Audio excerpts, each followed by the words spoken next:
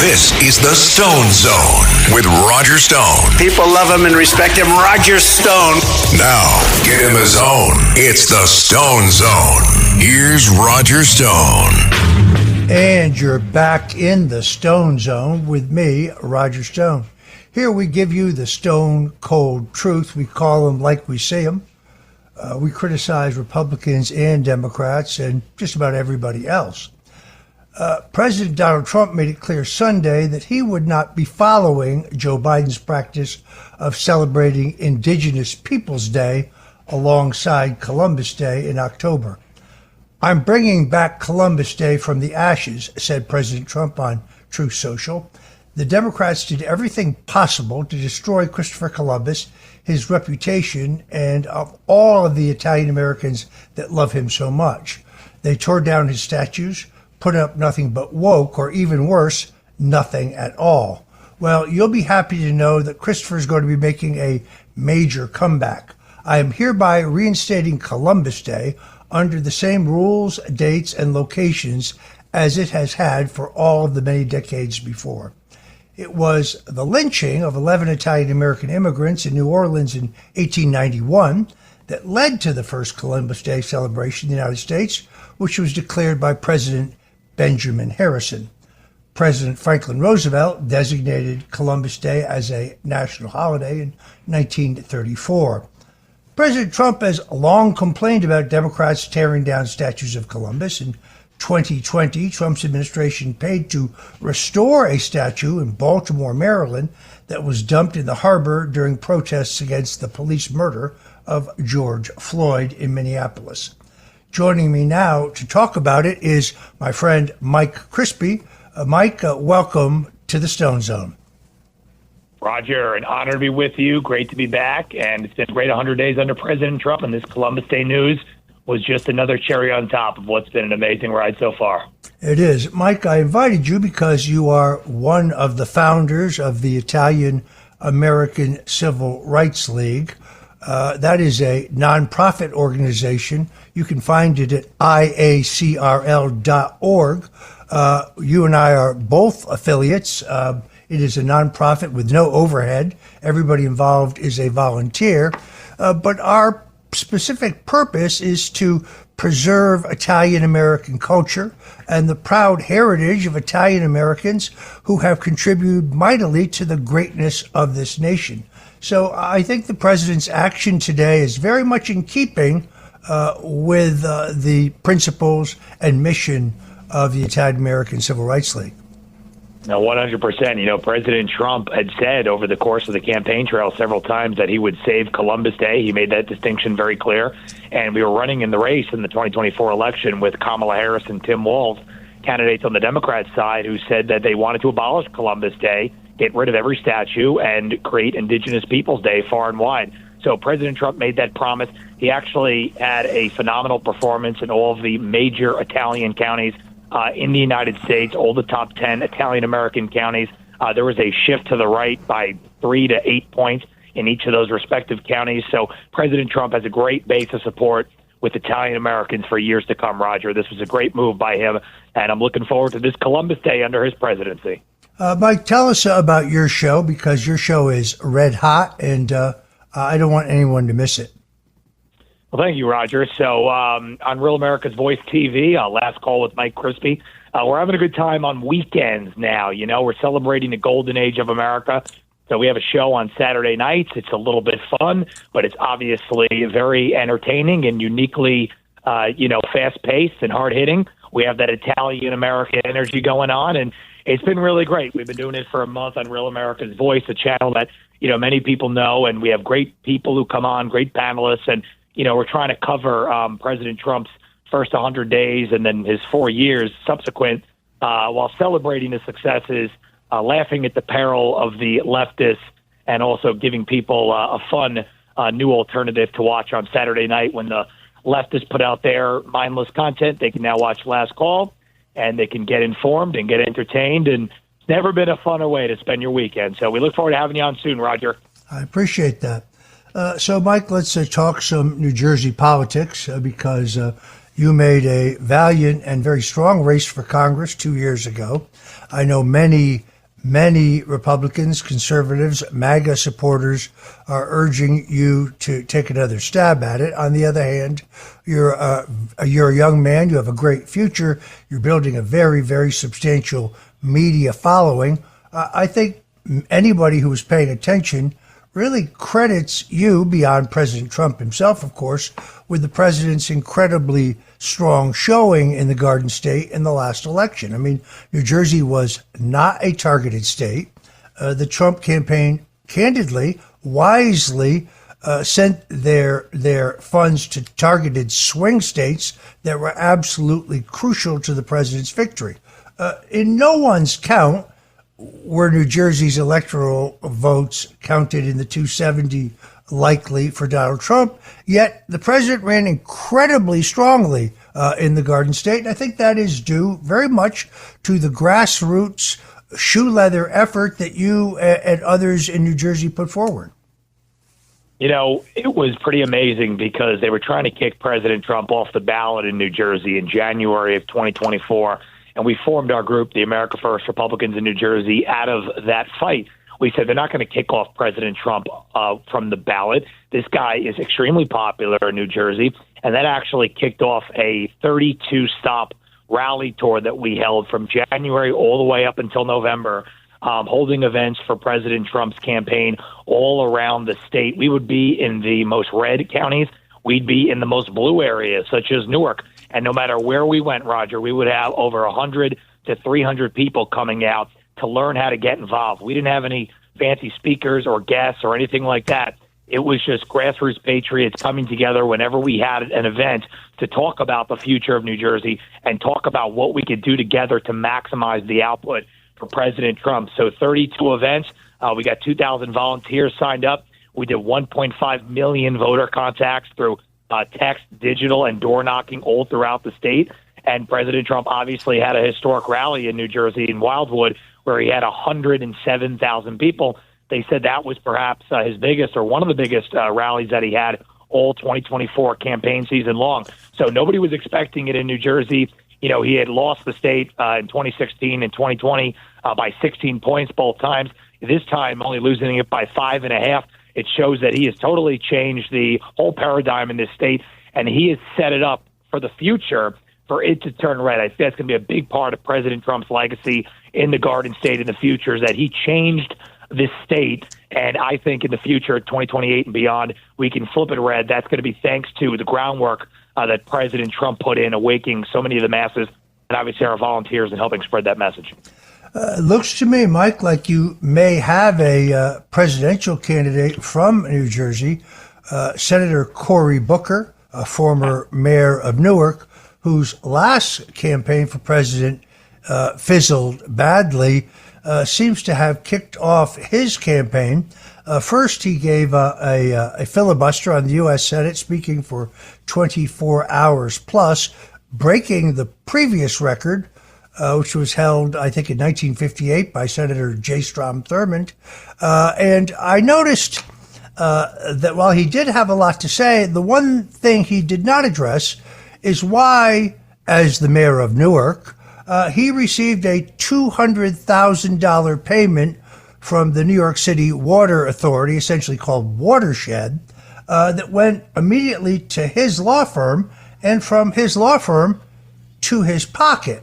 Now, when he was confronted by those very few souls in the New Jersey media who are not in the tank about how this was possible, then Mayor Booker said, well, I am an ex officio member of the board of the Watershed Authority, but I wasn't present and I didn't vote to award the money to my own law firm. The problem is that I dug up the official minutes and they show him present and voting yes. Two of the top officials of the Water Authority went to prison, but Cory Booker went to the U.S. Senate. Will he face this kind of scrutiny if he runs for president? Well, you know, Roger, you were one of the first people to blow it out in the open with your book that you wrote about Cory Booker, Spartacus, as we call him in New Jersey. And I believe that Cory Booker right now is totally setting up to run for president. The stunt that you mentioned with the 24 hours, and then there's that footage of him over the weekend sitting on the steps. He was sitting on the steps for 10 hours in Washington, D.C., outside the Capitol or something like that. And he was talking about what a courageous effort he was undertaking, him and Hakeem Jeffries. So this is what a Democrat on the rise looks like. I like our chances for 2028. He's not going to have an easy time. I don't think he's going to be top 5 when it's all said and done in the Democrat nominations. There's a lot more candidates that have a lot more money and, frankly, a lot more political savvy and skill and are a little bit smarter than Cory Booker. So he's going to try, but he's going to fail. And our 2 senators in New Jersey have been just an utter disgrace, Andy Kim and Cory Booker. Every single time, they're the loudest mouths who are inhibiting progress to this country, whether it be speaking in favor of illegal immigrants or speaking in favor of tanking the economy. These people don't want America to be made great. They're the biggest loudmouth cronies of the left, and Cory Booker is going to go no place when he inevitably declares his candidacy. Look forward to seeing him flop. Yeah, I saw him on the steps of the Capitol. Candidly, looks like he's put on a few pounds. So here's another question for you, Mike. The other U.S. senator who was forced to resign, Senator Menendez, this was his second brush with the law, but now convicted of far worse than bribery, convicted of taking national security information and leaking it to a foreign enemy, putting American lives in danger, accepting gold bars along with his wife. It is rumored that he or some of his supporters are furiously lobbying President Trump for a pardon, either for himself or his wife. Separately, there's a rumor that the gentleman who actually bribed the senator is also lobbying for a pardon. Should the president consider pardoning any of these people? Absolutely not. Absolutely not. We have a rule of law in this country. The Democrats for the last decade have totally flaunted it. They have made a joke, quite frankly, of the rule of law. And anytime there is any exercise of power, they've used it against innocent conservatives. So when a Democrat does something illegal, which many of them have over the last decade, they usually don't face any consequence. The reason that Menendez was caught red-handed is because his crimes were so egregious, egotistical, and out there that it was right there in everybody's face.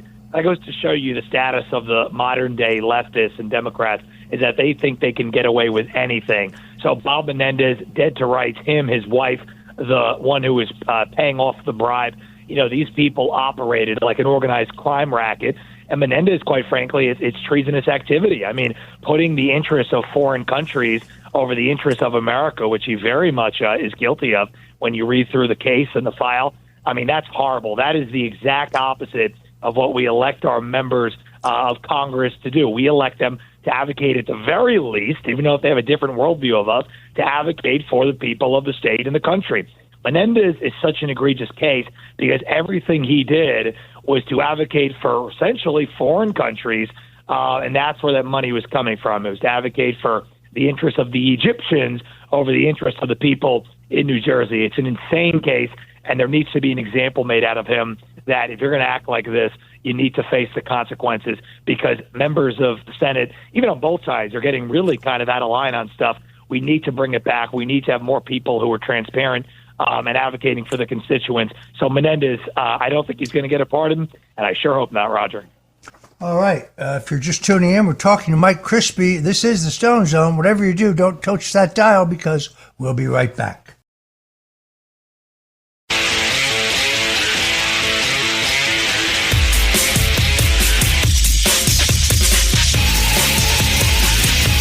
This is the Stone Zone with Roger Stone. They went after a guy named Roger Stone who's sitting in the office. And I'll say this in front of Roger, he's no baby. And right now he's cleaner than anybody in this place. No, they treated him very unfairly. Now, get him his own. It's the Stone Zone. Here's Roger Stone. And we're back in the Stone Zone. We're talking to Mike Crispi. Mike, you still have your show on Rumble, yes? Yes, every day people could check me out, 10 a.m. Eastern, rumble.com/Crispi. Or we're talking about national politics with a little New Jersey flair, of course. So people got to go check that out as well. Excellent. So, Mike, I want to ask you about this upcoming Republican primary. New Jersey, one of only two states in the nation that have their gubernatorial election in the off year, often read as an indicator of how the new president is doing.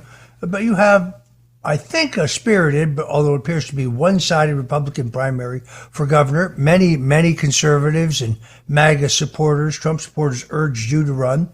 I know you thought about it seriously, but elected not to run because you thought you could make a greater contribution doing what you're doing now. But how do you see this contest? Well, it's coming down in less than 45 days at this point, and it looks like the field is starting to narrow. I think the campaign of Bill Spadia, who people say is a MAGA guy, is starting to fizzle out. His campaign has run out of money, spent almost $1 million, and he can't break 11% in the polls. So people who have been talking about his candidacy, it looks increasing by the day that it's effectively over. Can't run out of cash and not move in the polls. That's a recipe for disaster. So that really leads us with three other candidates. John Bramnick is in the race. He's an avowed Trump hater, so his candidacy was kind of dead on arrival. And the other two candidates on the ballot are Mario Kranjak and Jack Ciattarelli. I'm hearing from sources Mario Kranjak, who is the most pure MAGA candidate in the race, is ready to do a pretty substantial ad spend. They say $500,000 to $1 million ad spend in late push because people are looking for a MAGA alternative, and he's starting to catch some fire. So that's Mario Kranjak, the former mayor of Inglewood Cliffs and an ally of President Trump. And then we have Jack Ciattarelli, who was at Bedminster a couple of weeks ago. He had a conversation with President Trump, and he has moved his message more towards the Trump angle, obviously known as more of a moderate, but attempting to rehab his image a little bit and look more to Trump.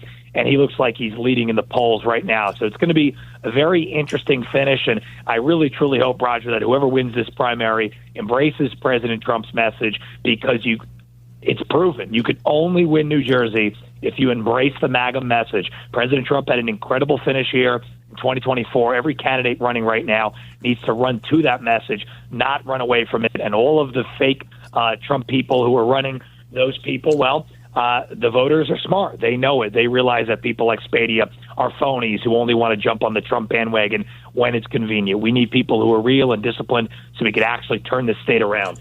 Yeah, I recall Spadia supporting first Ron DeSantis and then Nikki Haley, find the landing of Donald Trump. If I had to call this, I think Jack Ciattarelli is going to win the primary, and then it is uphill for any Republican in the Garden State, but nothing is impossible. I want to thank our guest, Mike Crispi, for joining us today in the Stone Zone, and ask our listeners, don't go anywhere, because we'll be back because J.B. Pritzker thinks he's running for president.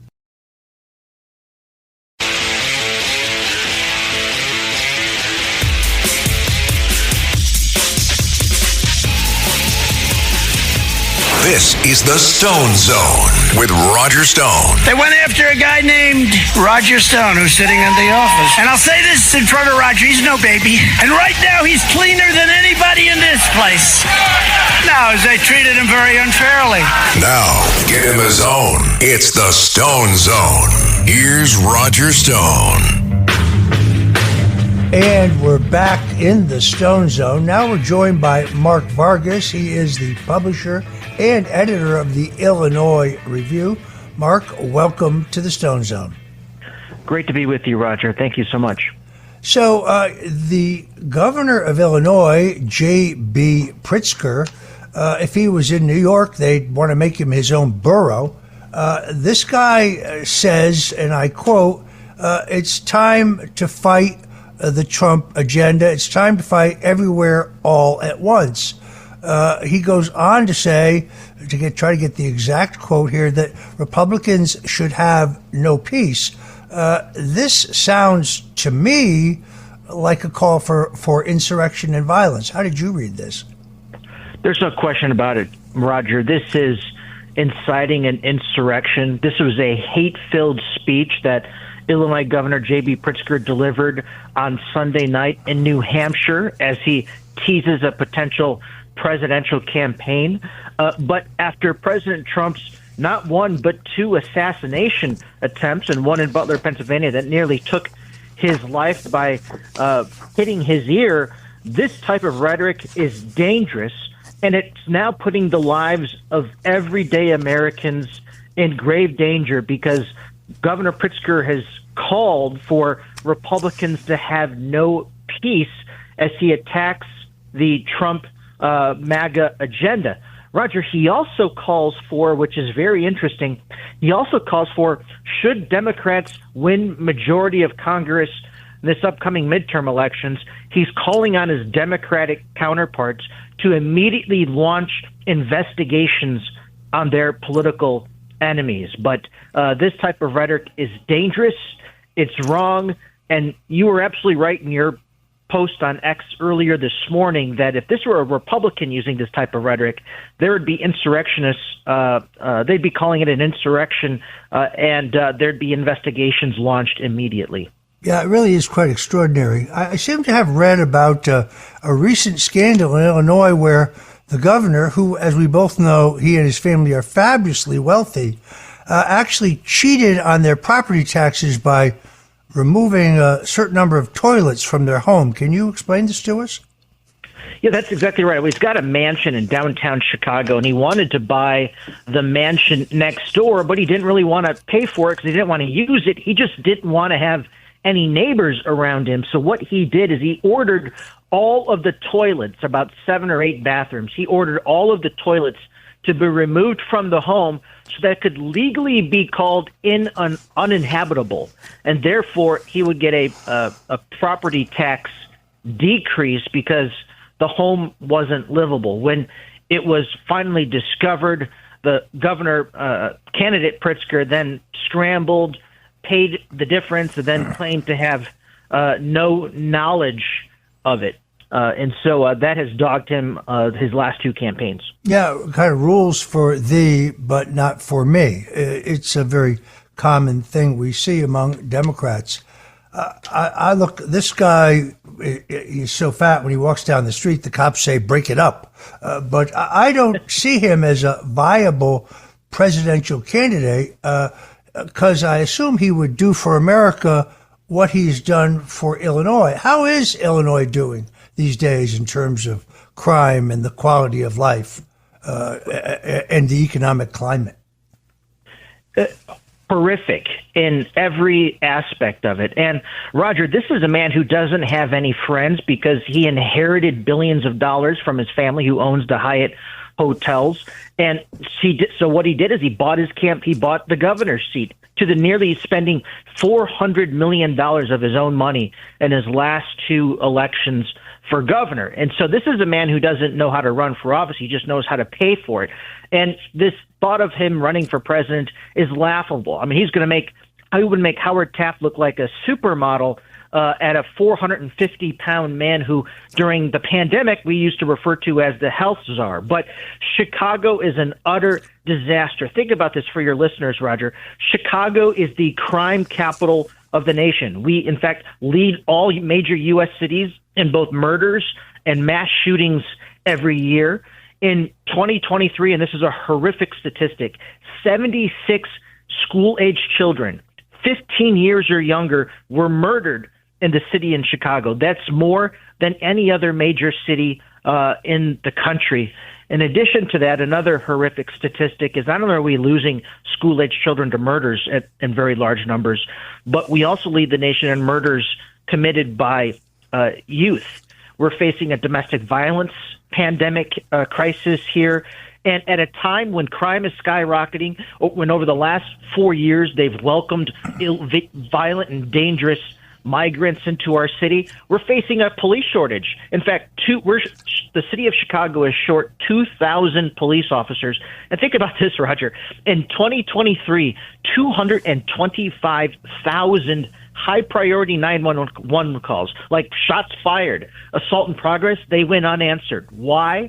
Because we have a police officer shortage. And so if Chicago is any idea, in the state of Illinois is any idea of what Pritzker's leadership looks like, I can't imagine this guy coming anywhere close to winning a Democratic primary for president. I see that he has now jumped into the controversy regarding Kilmar Garcia Abrego, who is, of course, an El Salvador citizen who was quite legally deported to his home country of El Salvador. He is, without any question, a MS-13 terrorist who also has a history of beating his wife. The president demonstrated that Abrego actually had M13 tattoos on his hands. But for some reason, the Democrats have decided to die on this hill. They keep insisting that he is a quote-unquote Maryland man because he lived illegally in the state of Maryland when he was here. But now the Illinois Sanctuary State Governor J.B. Pritzker has directed all state agencies to take actions against the country of El Salvador because El Salvador refuses to ship Abrego illegally back to the United States. Pritzker is asking state agencies to boycott and divest from companies controlled by El Salvador, cancel state contracts with Salvadorian companies, and analyze trade between Illinois and the country of El Salvador. First of all, I don't know how much such trade there could be, and I don't know to what extent that this is largely a press release, but when Abrego Garcia was arrested in 2019, he was with two other members of MS-13. He was known by investigators to be affiliated with the gang. He was further detained in December 2022, investigated for human trafficking by the Tennessee Highway Patrol until the FBI ordered his release. But this hasn't stopped radical Democrats like Pritzker from glorifying this deported illegal alien and attempting to bring him back to America from El Salvador, where the government has him imprisoned for his crimes. Mark, you're a shrewd political analyst. Where are the votes in this for Democrats? This is Pritzker's.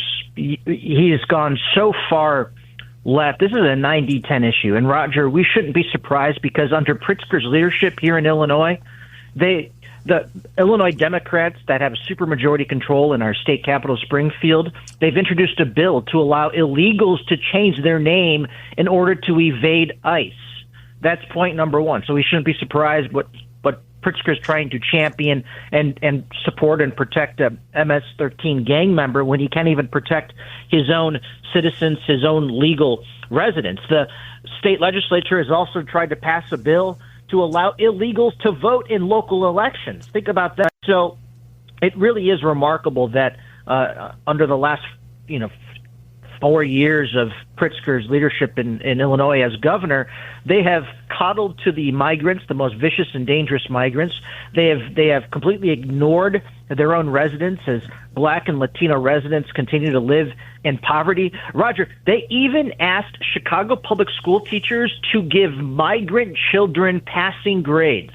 Now, how fair is that? Regardless of what their test scores are, regardless of how well they do on their homework, you must give migrant children passing grades. This is all under J.B. Pritzker's leadership, and this is why the Democrats in Chicago, particularly the blacks, have turned on Governor Pritzker and on Chicago Mayor Brandon Johnson, who has a 6% approval rating, by the way, and it continues to go down because they have continued to prioritize vicious and dangerous migrants over law-abiding residents.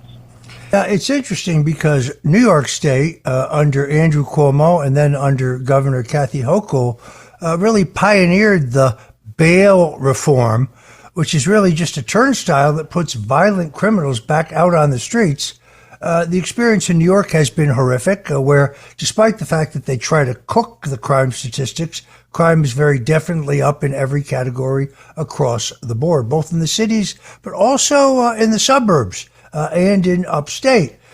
Rather than take this as a cautionary tale, J.B. Pritzker and the Illinois Democrats have essentially copied the New York Democrats to put in place the same system of bail reform in which all but murderers, the most violent criminals, are put back out on the streets within hours of their arrest.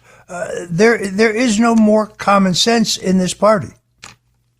And Roger, I'd be remiss if I didn't mention that under J.B. Pritzker's leadership, the state allows high schools, middle schools and high schools, allows boys to participate in girls' sports under Pritzker's leadership. They also force young girls to change in middle school locker rooms in front of trans-identifying boys. Pritzker wants to make Illinois the Disney World for gender transition services. You can get an abortion as a young girl, underage young girl, without asking for permission from your parents. You could take medication from your school nurse in order as hormone blockers without permission from your parents. This is the type of chaos. This is the type of United States of America that Pritzker envisions under his presidency. I guess I have to ask this question. It's a hard one, but it's been a long time since Illinois has been competitive in a presidential race. It's been a long time since they've been competitive in a gubernatorial race. Yet there's a lot of very good people, a large number of common sense voters. Mark, what's wrong with the Illinois Republican Party? It is in total chaos. It's led by a bunch of never-Trumpers who never supported Trump from day one, and they like to target. They used to use their funding and mailers to target conservative, grassroots Trump Republican candidates throughout the state. And because they are so fractured, they have no idea what it's like to win. But here's the strength of President Trump. He didn't spend 1 cent in Illinois during this last presidential election. He didn't even visit Illinois, and yet he gained nearly 1 million new votes from 2020 and got 45% of the vote. I mean, imagine if the president had spent just a little bit of time and a little bit of money in the state. I think we could have seen I think we could have seen a much different situation here in Illinois, and I hope in the future that they begin to focus on this state, because the failed leadership is finally catching up with the Democrats. They've got nowhere to go but to hide. Excellent analysis from Illinois. I want to thank my friend, Mark Vargas, the publisher and editor of the Illinois Review. Mark, where can folks find you on social media, and where can they read the stuff that you write? Thank you, Roger. You can follow me on X at Mark A. Vargas, and you can go to our website, IllinoisReview.com. IllinoisReview.com. Thank you, Roger. God bless you, my friend. One final question for you. Some polls, I doubt this, show a substantial dip in the president's approval rating. But anecdotally, as I talk to people on the streets, it's not what I'm finding at all. I have yet to find one person who says they voted for Donald Trump, but they now regret doing so. What are you hearing on the streets? I'm hearing the same thing here on the streets of Chicago. They're thrilled with President Trump as tough on crime, his shutting down the border, deporting vicious and dangerous migrants. They know that the economy has needed some help and a boost, and that they have confidence in President Trump and his team, like the Treasury Secretary and the Commerce Secretary. That I think that everyday hardworking Americans who don't listen to the mainstream media, they love what President Trump has done in 100 days starting tomorrow. Yes, I would remind people, these are the same polls that showed that Kamala Harris was leading, or she was closing fast, or she was in a competitive race, all of which was a psyop. If you're just tuning in, we're talking to Mark Vargas, the publisher and editor of the Illinois Review, and we'll be right back.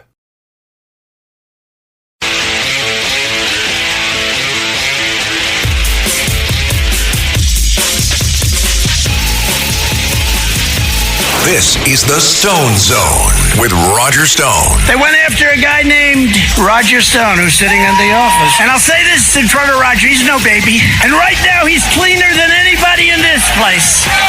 No, they treated him very unfairly. Now, get him his own. It's the Stone Zone. Here's Roger Stone. And we're in the Stone Zone. We're joined yet again by my good friend, Mark Vargas, the publisher and editor of the Illinois Review.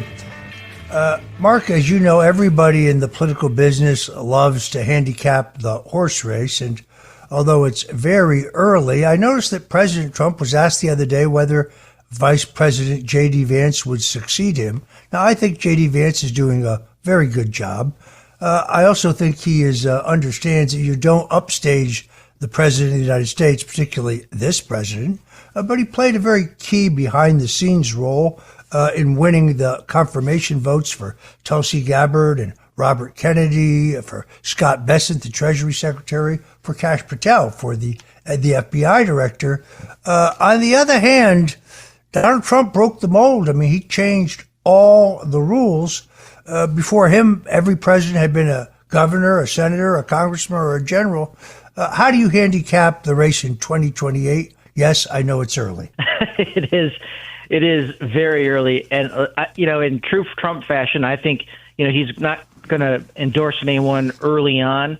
It's still wide open. As you know, Roger, better than anybody else, a day is 1,000 years in politics, and we'll see what happens. But that's what one of President Trump's strengths is. He's predictably unpredictable. But Vice President Vance has done a terrific job, and I think sometimes this is some of the media just trying to create a little bit of division and distract from President Trump's historic record in his first 100 days in office, and just the difference that it has made in people's everyday Americans' lives, whether it's securing our border, whether it's fixing our economy and his America First policies. I mean, look at the hundreds and hundreds of billions of dollars in investment that's coming back to the United States because of what President Trump has done. China's on its heels.